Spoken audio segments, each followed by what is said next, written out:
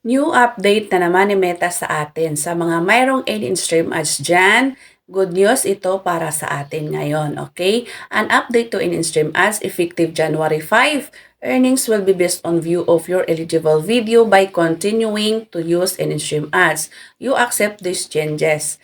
Per views na ang basihan na kumita tayo sa ating mga long form video just to make sure na ang video mo ay eligible na malalagyan ng ads ni Meta. Kapag maraming views, may earnings ka na dyan. Okay.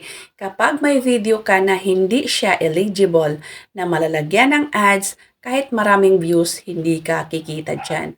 Tandaan, tanging eligible video mo lang ang malalagyan ng ads at doon ka kikita. Okay? Siyempre, mamimili din sa Meta na maging eligible ang video at sa kanya lalagyan ito ng advertisement.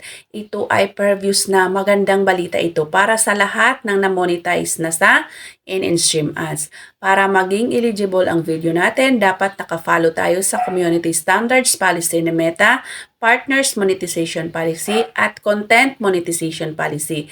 Yung tatlong policy na yan, lagi mong isentro sa iyong mga ginagawang content. Kapag may time kayo, bibisitahin nyo din yung mga patakaran ng Facebook para ikaw mismo ang makakaalam at huwag mong kalimutan i-share ang nalalaman mo, okay? So I hope nakakatulong itong latest update ni Meta sa atin.